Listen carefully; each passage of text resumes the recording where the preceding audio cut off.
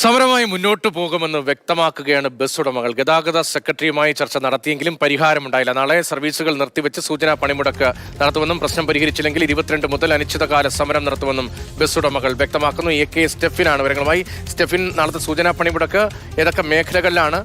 എങ്ങനെയാണ് ഇവർ സമരം ഉദ്ദേശിക്കുന്നത്?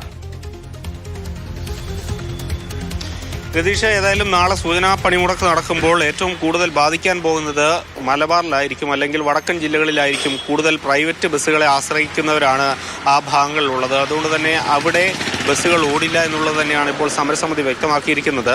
നേരത്തെ ഒരു അനുനയ ശ്രമത്തിന് വേണ്ടി മന്ത്രി KB ഗണേഷ് കുമാറിന്റെ ഭാഗത്തു നിന്നും പ്രധാനമായും അറിയിച്ചത് ഗതാഗത സെക്രട്ടറിയുമായി ഈ ബസ് ഉടമകൾ സമരസമിതി ഒരു ചർച്ച നടത്തട്ടെ, അതിൽ പരിഹാരമായില്ലെങ്കിൽ മന്ത്രി എന്ന നിലയിൽ താൻ ഇടപെടാം എന്നുള്ളതായിരുന്നു വ്യക്തമാക്കിയിരുന്നത്. ഇന്ന് നടന്ന ചർച്ചയിൽ യാതൊരു തരത്തിലുള്ള ഒരു പരിഹാരം ഉണ്ടായില്ല. പ്രത്യേകിച്ചും ബസ് ഉടമകൾ അല്ലെങ്കിൽ സമരസമിതി പറയുന്ന ഏറ്റവും പ്രധാനപ്പെട്ട കാര്യം ഈ കൺസെഷനിൽ കാലോചിതമായ മാറ്റങ്ങൾ വരുത്തണം. ₹1 എന്നുള്ളത് വർദ്ധിപ്പിച്ചേ മതിയാവുകയുള്ളൂ. അതടക്കമുള്ള കാര്യങ്ങൾ ചൂണ്ടിക്കാട്ടിയാണ് ഇപ്പോൾ ഈ സമരത്തിലേക്ക് നീങ്ങുന്നത്. ഒപ്പം തന്നെ 140 കിലോമീറ്റർ ദൂരത്തിൽ കൂടുതൽ ഓടുന്ന ബസ്സുകൾക്ക് പെർമിറ്റുകൾ പുതുക്കി നൽകുന്നില്ല. അങ്ങനെ ഒരുപാട് കാര്യങ്ങളുണ്ട്. അതെല്ലാം സർക്കാരിന് മുന്നിൽ അവർ വെച്ചിട്ടുണ്ട്. ഏതായാലും ഒരു പരിഹാരം ഇതുവരെയും ഉണ്ടായിട്ടില്ല.